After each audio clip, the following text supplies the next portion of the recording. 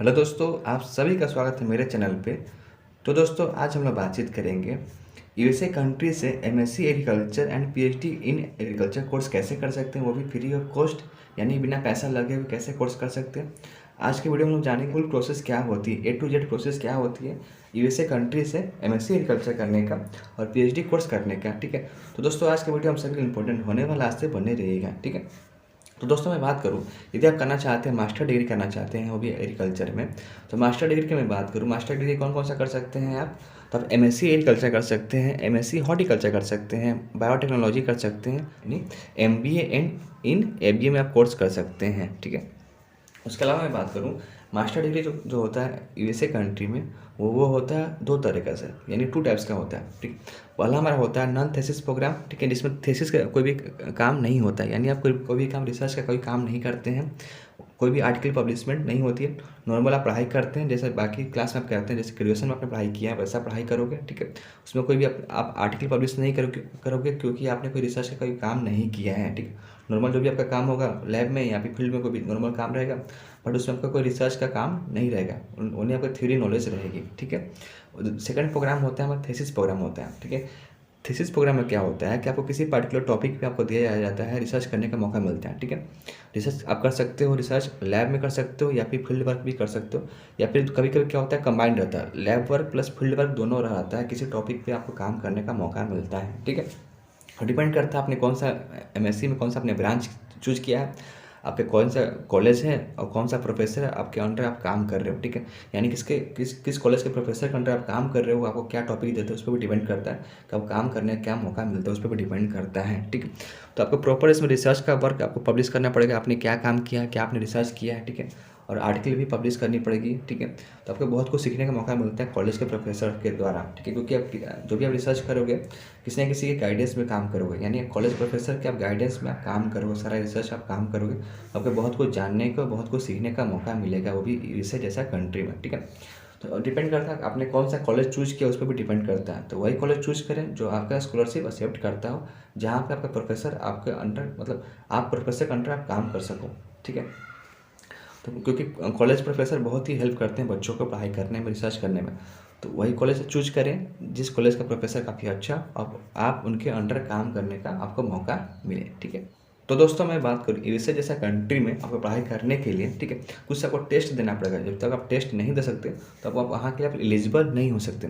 कुछ टेस्ट का मैं बात करूँ, पहला हमारा टेस्ट आता है। ठीक है, वो बेसिकली टेस्ट होता क्यों है, वो आपको होता है, पहला टेस्ट हमारा होता है लैंग्वेज प्रोफिशिएंसी टेस्ट होता है। ठीक है, कौन सा टेस्ट होता है, लैंग्वेज प्रोफिशिएंसी टेस्ट होता है, यानी आपको चेक किया जाता है कि आप उस कंट्री में पढ़ने लायक आप हैं या नहीं। ठीक है, आपको चेक किया जाता है कि आपको इंग्लिश आती है कि नहीं, स्पीकिंग आपका नॉलेज कैसा है। ठीक है, कम्युनिकेशन स्किल्स कैसा है, लिसनिंग पावर कैसा है, राइटिंग स्किल्स कैसा है, वो भी किस में, इंग्लिश में, क्योंकि आपको भी पता है कि फॉरेन कंट्री में इंग्लिश ज़्यादा चलती है, तो आपको इंग्लिश में बोलने आना चाहिए, लिखने आना चाहिए, समझने आना चाहिए, सुनने आना चाहिए। ठीक है, सब कुछ वहाँ चेक किया जाता है। ठीक है, ओवरऑल मैं बात करूँ, आपका चेक किया जाता है कम्युनिकेशन स्किल्स कैसा है। ठीक है, यदि कम्युनिकेशन स्किल्स जितना सारा आपका टेस्ट होता है, यदि आप वो टेस्ट पास कर जाते हैं तो आपको आपका कॉलेज एक्सेप्ट कर लेता है, क्योंकि उसी टेस्ट के बेसिस पे आपको देखा जाता है आपका कितना मार्क्स है। ठीक है, कितना आपने नंबर लेकर आए उस टेस्ट में, क्या आपका मार्क्स है और आपका कैसा बनेगा मेरिट, उस पर भी डिपेंड करता है। ठीक है, तो जो भी इंग्लिश प्रोफिशिएंसी जो टेस्ट होता है उसको जरूर पास आउट जरूर कर लीजिएगा। जो हमारा पहला टेस्ट आता है IELTS, ठीक है, आईलेट्स उसको बोलते हैं। ठीक है,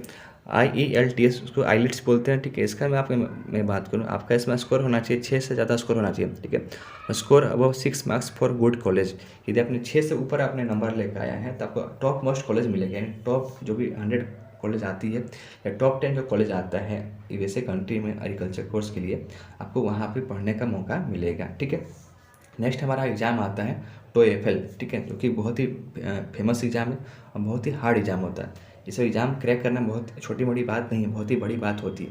सबसे ये एग्ज़ाम क्रैक नहीं हो पाता है, बट जो लोग इस एग्ज़ाम को क्रैक कर लेते हैं उनकी लाइफ काफ़ी अच्छी हो जाती है, क्योंकि उनको काफ़ी टॉप कॉलेज में पढ़ने का मौका मिलता है। ठीक है, तो नेक्स्ट आप एग्जाम क्रैक कर सकते हो TOEFL। इसमें मैं बात करूँ, आपका स्कोर कितना होना चाहिए, 90 से लेके 110 तक आपका स्कोर होना चाहिए, यानी 90 से लेके 110 यदि आप स्कोर करते हो तो आप अच्छे कॉलेज में एडमिशन ले सकते हो। वहाँ अच्छे कॉलेज में पढ़ाई करोगे तो अच्छा प्रोफेसर मिलेगा और आपका फीस भी काफ़ी कम लगने वाला है। ठीक है, नेक्स्ट आप एग्जाम दे सकते हो PTE का। ठीक है, जिसको बोलते हैं पर्सन टेस्ट ऑफ इंग्लिश, ये भी टेस्ट दे सकते हो। फोर्थ आप टेस्ट दे सकते हो ड्यूलिंगो इंग्लिश टेस्ट। ठीक है, और फिफ्थ नंबर टेस्ट दे सकते हो। Some college also accept GRE और GMAT स्कोर भी एक्सेप्ट करता है, बट मैक्सिमम कॉलेज जो होती है वो IELTS और TOEFL स्कोर पे ही आपका एडमिशन ले लेती है। बट कुछ कॉलेज का अपना अपना एलिजिबिलिटी क्राइटेरिया होता है, कुछ कॉलेज अलग अलग एलिजिबिलिटी मांगती हैं। बट मैक्सिमम कॉलेज की मैं बात करूँ, IELTS और TOEFL के बिहार पे भी आपका एडमिशन हो जाता है। तो मैक्सिमम के लिए आप ये दोनों टेस्ट पास कर लीजिएगा।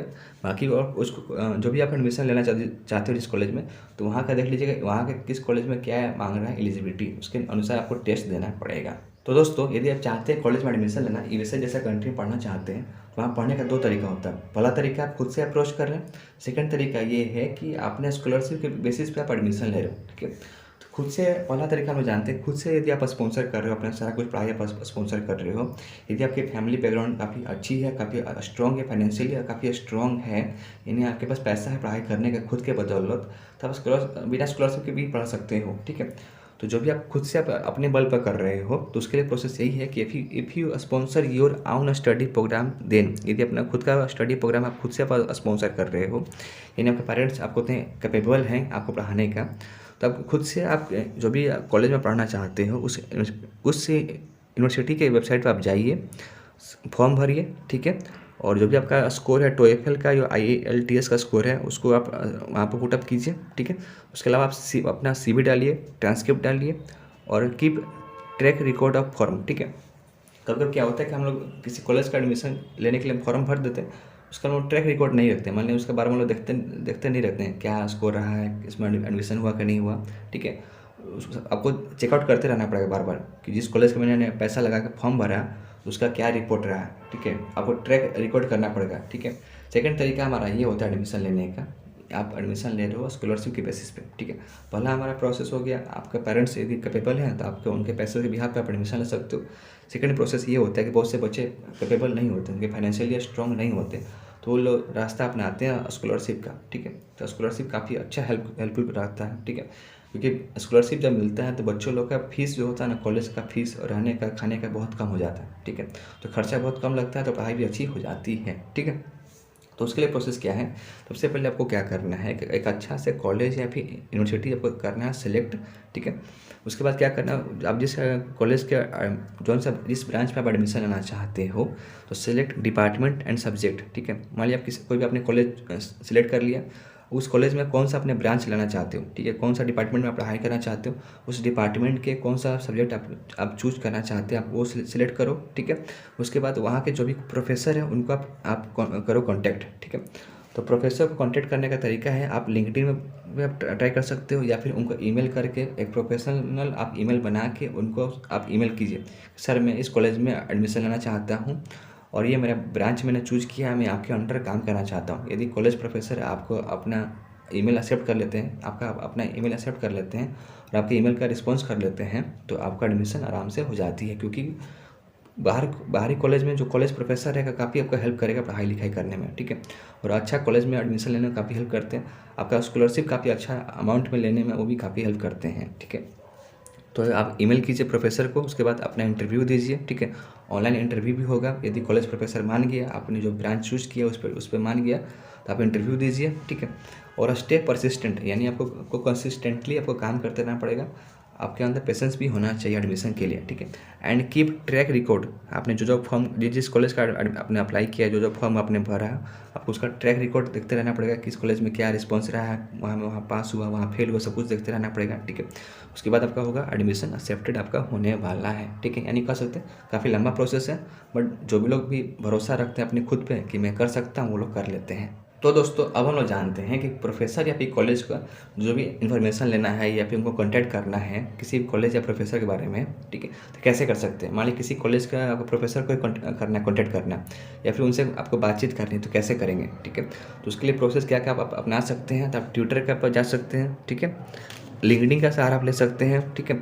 Follow specific group for advertisement, बहुत सारा एडवर्टाइजमेंट का ग्रुप आता है जहाँ पे जिस कॉलेज में एडमिशन होने वाला है तो वहाँ हम लोग डालते रहते हैं, ठीक है। मार्केटिंग करते रहते हैं कि भाई इस कॉलेज में एडमिशन हो रहा है, आप इस कॉलेज के प्रोफेसर से आप बातचीत करके उनको ईमेल करके आप उनके द्वारा बातचीत करके आप एडमिशन ले सकते हो, ठीक है।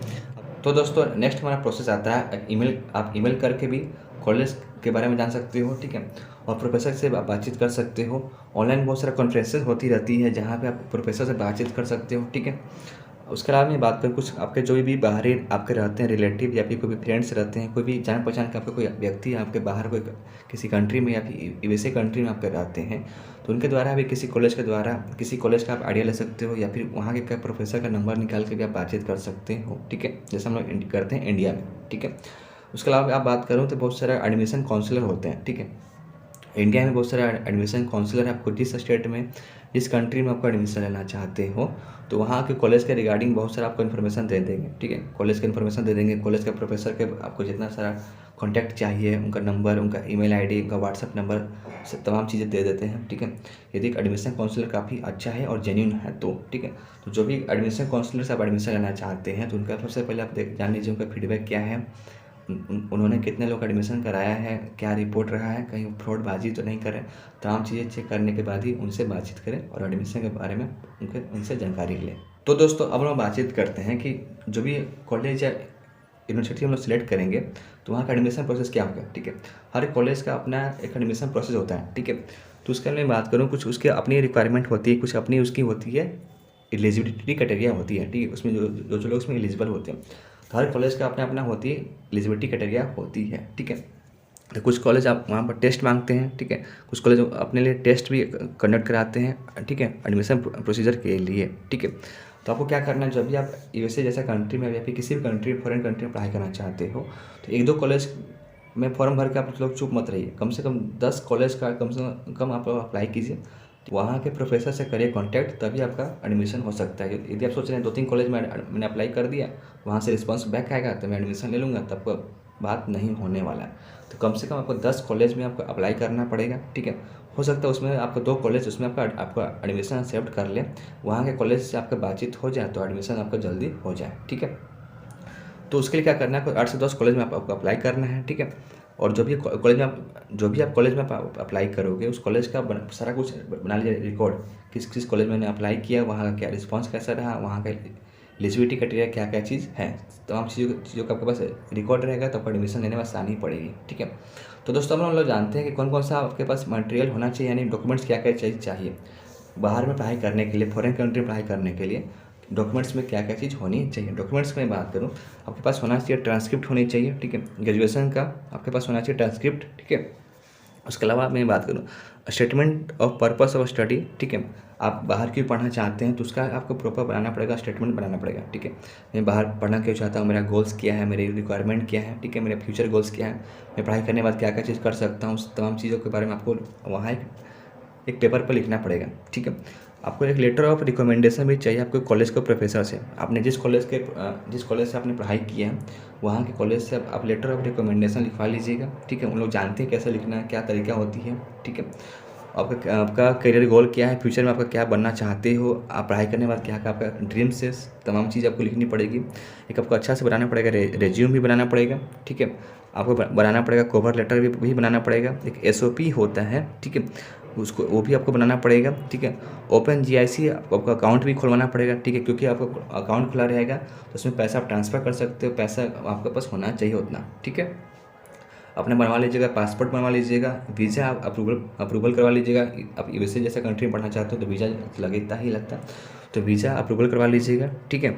आपने ये कंट्री ही क्यों चूज़ किया पढ़ाई करने के लिए, भाई यू चूज़ दिस कंट्री, ठीक है। और आपका फ्यूचर प्लान क्या है, ठीक है। तो आपने पढ़ाई करने के लिए आपने यूएसए कंट्री ही क्यों चूज़ किया, क्यों सिलेक्ट किया, वो भी आपको लिखना पड़ेगा, ठीक है। तमाम चीज़ें आपके पास होना चाहिए तभी आप यूएसए जैसे कंट्री में पढ़ाई कर सकते हो, ठीक है। तो दोस्तों मैं बता दूं कि यदि आप बाहर पढ़ना चाहते हैं उसके लिए आपका अच्छा स्ट्रॉन्ग रेज्यूम या सीवी में बात करूं आपका अच्छा होना चाहिए। तो आपको उसके लिए क्या करना है, आप यदि आपने प्लान कर लिया कि मुझे बाहर पढ़ना है तो जब आप जब आप कर रहे हो ग्रेजुएशन तो ग्रेजुएशन में आपका अच्छा नंबर होना चाहिए, ठीक है। आपका एकेडमिक जो भी स्कोर होना चाहिए काफ़ी अच्छा होना चाहिए, ताकि जो भी लोग बाहरी लोग देखे या कोई भी व्यक्ति देखे उससे इम्प्रेस हो सके, ठीक है। यदि अपना एकेडमिक अचीवमेंट काफ़ी अच्छा रहेगा ना तो एडमिशन लेने में काफ़ी आपका हेल्पफुल रहेगा, आपका एडमिशन काफ़ी जल्दी हो सकता है, ठीक है। तो आपका जो भी एकेडमिक जो भी आपका रहेगा परफॉर्मेंस उसको काफ़ी अच्छा कर लीजिएगा, ठीक है। उसमें एक्स्ट्रा करिकुलर एक्टिविटीज़ भी रहना चाहिए ताकि लोगों को लगे कि आप मल्टी टैलेंटेड हो, ठीक है। तो ट्रेनिंग में बहुत सारे प्रोग्राम होते रहेगा, उसको अटेंड कर लीजिएगा। बहुत सारा कॉन्फ्रेंसेस होती रहती है, उसको अटेंड कर लीजिएगा। अपना आर्टिकल पब्लिश करवा लीजिएगा, ठीक है। ग्रेजुएशन में अपना एक आर्टिकल करवा लीजिएगा पब्लिश, ठीक है, ठीक है। और रिसर्च पब्लिश करवा लीजिएगा। आपके पास गुड नॉलेज ऑफ थीसिस होना चाहिए, थीसिस कैसे बनता है, क्या क्या प्रोसेस होती है, सब कुछ आपके पास जानकारी होनी चाहिए। इंटर्नशिप कर लीजिएगा ग्रेजुएशन लेवल में, ठीक है। और आपके पास कुछ ना कुछ एक्सपीरियंस भी होना चाहिए पढ़ाई लिखाई से रिलेटेड, ठीक है। जितना अच्छा आप स्मार्ट बनोगे, जितना अच्छा आपके पास स्किल्स रहेगा, जितना अच्छा आपके पास एक्स्ट्रा अचीवमेंट रहेगा ना, तो उतना एडमिशन जल्दी हो सकता है, ठीक है। क्योंकि ओवरऑल आपका रिज्यूम आपको शो करता है कि आप क्या हो, आपके अंदर क्या बेहतर चीज़ें हैं, आपके पास क्या क्या स्किल्स है, आपने क्या क्या एक्स्ट्रा काम किया, ठीक है। आपका एकेडमिक स्कोर कैसा है, वो आपको सब कुछ वहाँ से दिख जाता है, ठीक है। जितना आपके पास एक्स्ट्रा पॉइंट रहेगा, उतना जल्दी एडमिशन होने में आपको हेल्पफुल मिलेगा, ठीक है। तो दोस्तों मैं बात करूँ स्कॉलरशिप कितना अमाउंट तक मिल सकता है, ठीक है, ठीक है। स्कॉलरशिप की मैं बात करूँ तो $10,000 से लेके आप $40,000 आपको पैसा आपको मिलेगा पढ़ाई करने के लिए, ठीक है। ये काफ़ी बड़ा अमाउंट होता है। $1 इक्वल टू कितना इंडियन रुपीज़ होता है, ठीक है। तो $10,000 से लेके 40,000 आपको डॉलर मिलेगा पढ़ाई करने के लिए, जो कि काफ़ी गुड अमाउंट ऑफ मनी होता है आपको पढ़ाई करने के लिए, ठीक है। तो कौन कौन सा स्कॉलरशिप आप अप्लाई कर सकते हैं यूएसए कंट्री में, इन्हें यहाँ लिस्ट बना दी है, आप इसको पढ़ लीजिएगा, ठीक है। ये अपने यदि आप ये स्कॉलरशिप अप्लाई करते हो तो आपको अच्छा खासा पैसा मिल जाता है, ठीक है।